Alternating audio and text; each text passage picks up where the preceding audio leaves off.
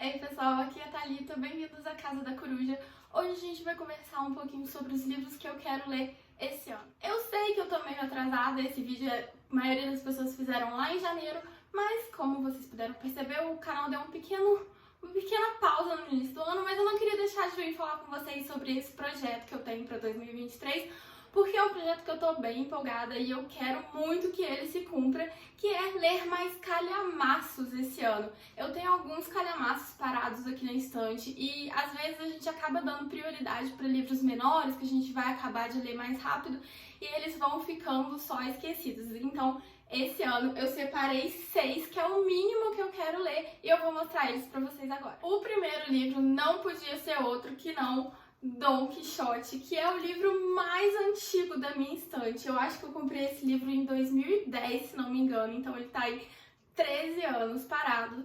E eu acho que o grande motivo, eu já falei isso aqui no canal, o grande motivo de eu não ter pegado pra ler esse livro hoje é que muita gente fala que esse é um livro engraçado, um livro irônico, e isso pra mim soa como algum tipo de livro que eu não vou gostar, porque eu não sou uma pessoa que tem lá assim um senso de humor elevado. Então eu fico com muito medo de não gostar desse livro, e é um mega livro pra você enrolar com a leitura. Então eu tenho um pezinho atrás com esse livro, mas desse ano não passa, eu vou ler Dom Quixote. Eu não sei se todo mundo sabe disso, mas Dom Quixote, na verdade, os 2 tomos dele, não é só porque ele é um livro enorme e as editoras resolveram separar, ele realmente foi escrito em 2 partes. A primeira parte saiu em 1605 e a outra parte foi sair só em 1615, então a gente tem uma diferença de 10 anos entre os 2 tomos da história. Aqui a gente vai acompanhar um protagonista mais velho, Dom Quixote de La Mancha, que gostava muito de histórias de cavalaria. Um pouco antes da época em que o livro foi escrito, as histórias de cavalaria eram muito populares na Europa. E o Miguel de Cervantes fez uma paródia dessas histórias que estava começando a perder a sua popularidade nessa época. Então aqui a gente tem esse protagonista mais velho que ele, de tanto ler histórias de cavalaria, ele acha que é um cavaleiro mesmo e vai sair pela Espanha vivendo aí a sua própria aventura de cavalaria. O próximo livro que eu quero ler, eu vou falar com vocês que eu me convenci que eu queria muito ler esse livro porque eu sou apaixonada nessa capa, que é o Graça Infinita do David Foster Wallace. Eu acho esse livro maravilhoso.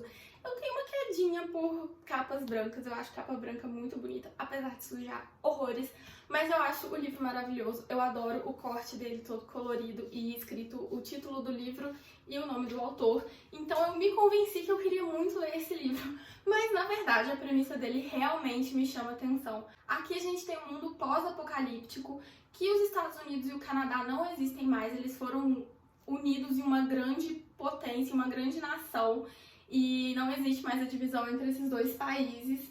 E a gente tem um mundo ditatorial, com todas aquelas coisas que a gente já conhece de um ambiente distópico. E a gente vai acompanhar o protagonista, que o pai dele fez um filme tão engraçado que as pessoas literalmente morriam de rir com o livro, com o filme.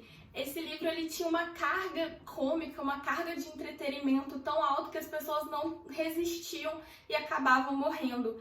E o governo dessa nova nação, que é a junção entre os Estados Unidos e o Canadá, querem usar esse filme como uma arma de guerra, como uma arma de tortura para os prisioneiros políticos dele. Eu achei esse livro, essa premissa muito interessante. Quando eu tava lendo algum... Ai, gente, olha, as páginas ainda estão coladas. Eu amo esse barulhinho, dá pra escutar. Enfim, eu achei essa premissa muito interessante. E lendo as resenhas, eles também falam que esse é um livro cômico, um livro irônico, mas eu não sei porque. Eu acho que essa premissa de ser um mundo distópico, de ter um pouco de política e de suspense e investigação por trás, ele me deixa mais animada do que a questão de romance de cavalaria de Dom Quixote. O terceiro livro é um livro que eu quis muito ler depois de conhecer um livro de ficção dessa autora, que é Os Diários de Sylvia Plath. Eu já li A Redoma de Vidro, da autora, e pelas resenhas que eu vi na época, pelos comentários que eu vi sobre esse livro é muito autobiográfico, no caso, A Redoma de Vidro. Ele é muito autobiográfico, tem muito do que realmente aconteceu com a Sylvia Plath no decorrer da vida dela. E depois de ler esse livro, eu me interessei muito pela vida da autora. Eu fiquei empolgada para ler esse livro, que são um trecho dos diários dela. Ela é uma autora que sempre escreveu muito diários desde a sua adolescência. E aqui a gente tem uma seleção que vai pegar ela ali entrando na faculdade, se não me engano, um pouco depois de entrar na faculdade, passando pela sua formatura, pelo seu casamento, as dificuldades que ela sofreu no casamento. Então, esse trecho selecionado aqui é exatamente o trecho que a gente vê a protagonista de Redoma de Vidro passando. Ela tá ali nesse período de pós-faculdade, começando a procurar um emprego, e as consequências psicológicas que esse período traz na vida dela. Então, eu achei muito interessante ver a história real por trás desse livro. O quarto livro é um autor que eu sempre quis conhecer, que é Thomas Mann com Os Buddenbrook. Esse é um autor que eu nunca li nada, mas é aquele autor que, assim, que eu já quero ler a obra inteira, mesmo sem ter conhecido ainda. Eu acho que é um autor que eu vou gostar muito. E sem querer, eu acabei comprando o primeiro livro que ele escreveu. Esse aqui foi o primeiro romance publicado do Mann.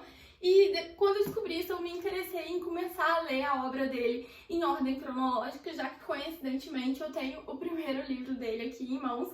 Nesse livro a gente acompanha a saga da família Buddenbrook, que é uma família de comerciantes bem abastada da Alemanha, e a gente vai acompanhar 4 gerações dessa família. Eu tendo a gostar bastante de histórias familiares, quando a gente vai acompanhando assim essa família por décadas e décadas, eu acabo me envolvendo muito, e eu acho que esse aqui vai ser uma ótima pedida. Próximo livro é um clássico dos clássicos que eu não acredito ainda que eu não li, que é Ana Karenina, do Tolstói. Eu já li do Tolstói Guerra e Paz e eu amei demais esse livro. Guerra e Paz é um calhamaço. A minha edição ela tem mais de 2.000 páginas, que é uma edição pocket, então ela acaba tendo mais páginas do que a edição normal. Mas foi um livro assim que depois que eu consegui me situar na história, entender quem eram os personagens, porque esse é um dos grandes problemas com Guerra e Paz, é que tem muito personagem, muito nome para cada um dos personagens. Mas depois que eu me situei na história, eu achei o livro maravilhoso, eu devorei, acabei de ler assim em 2, 3 semanas, e pro tamanho que é o livro, isso é muito rápido. E depois disso eu nunca mais li nada de Tolstói, o que eu acho um absurdo, porque eu acho que se eu continuar lendo a obra do autor, ele vai se tornar meu russo favorito. Então, a última promoção que teve, que eu acho que foi a Black Friday, eu consegui comprar esse livro da Ana Karenina num preço maravilhoso e eu não quero que ele fique mofando na minha estante. Então ele tá aqui com o desafio de ler esse ano. O último livro dessa lista é um livro que eu já estou lendo, é o primeiro que eu comecei dessa minha listinha, que é Feira das Vaidades, do William Makepeace Thackeray. Esse livro, ele tá esgotado no Brasil há décadas. Eu já até pesquisei em sebo e o próprio dono do sebo falou que é super difícil eles conseguirem uma edição desse livro, que a última que ele tinha visto tinha, sei lá, 10 anos. Essa edição aqui, ela foi uma edição do Catarse, da editora Pedra Azul. Ela fez as edições exclusivas para quem apoiasse no Catarse. Na época foi super caro, eu não consegui apoiar, mas eu encontrei essa edição que veio lacrada no Enjoei por um preço super bacana, bem mais barato do que o apoio no Catarse. E eu não resisti, tive que comprar, porque essa é uma história que me chama muita atenção. Eu já vi o filme desse livro, que é com a Reese Witherspoon, e eu sou apaixonada naquele filme. Vira e mexe, eu pego ele pra assistir de novo, e eu queria muito conhecer a história original. Eu tinha pegado uma versão gratuita na Amazon dele em inglês, mas é um inglês muito difícil, eu não tava entendendo a história, então eu não resisti. Peguei o livro em português. Pra quem não conhece a história, aqui a gente acompanha a vida de 2 protagonistas que elas se conhecem em uma escola para moças, que as 2 foram estudar, e a gente começa a história quando elas se formaram nessa escola e estão voltando para as respectivas casas. A gente tem a Amélia, que é aquela moça perfeita, educada, fala calmo, agrada todo mundo adora ela. Ela é filha de um comerciante rico de Londres, então ela já tem um futuro posto ali na sua frente, ela já está prometida para casar com um conhecido da família dela desde que era novinha e ela é apaixonada por ele, enfim, aquela vida bem tradicional. E a outra é a Rebecca Sharp, que é uma órfã, e ela não tem nada na vida, mas ela tem muita ambição. Ela quer crescer na vida, ela quer crescer de posição social, então, e ela é uma pessoa que sabe falar muito bem, ela vai levando os outros na lábia dela muito bem. Então a gente passa o livro inteiro vendo essas armações que ela vai fazendo para se dar cada vez melhor na vida. E ela é uma mulher que não se encaixa nos padrões daquela época.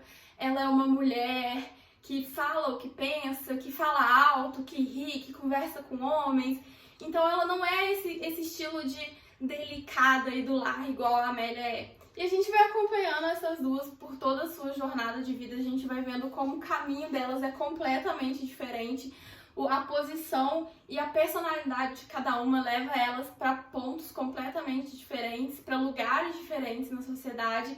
Eu tô adorando esse livro. A narrativa, a gente tem um narrador que ele fala todo o tempo com o leitor e ele é um narrador muito irônico, muito sarcástico, então eu tô adorando. Eu já tô quase na metade do livro. Assim, pelas contas eu já teria que ter terminado ali em fevereiro, mas tá tudo bem, eu não vou correr pra ler esses livros, porque eu quero realmente apreciar a leitura e esse aqui tá sendo uma ótima primeira pedida. Bom, pessoal, esses são os livros que eu quero muito ler esse ano, espero que eu consiga ler todos eles. Deixa aqui embaixo nos comentários pra mim qual o calhamaço que você vai desencalhar em 2023 e eu vejo vocês no próximo vídeo. Tchau!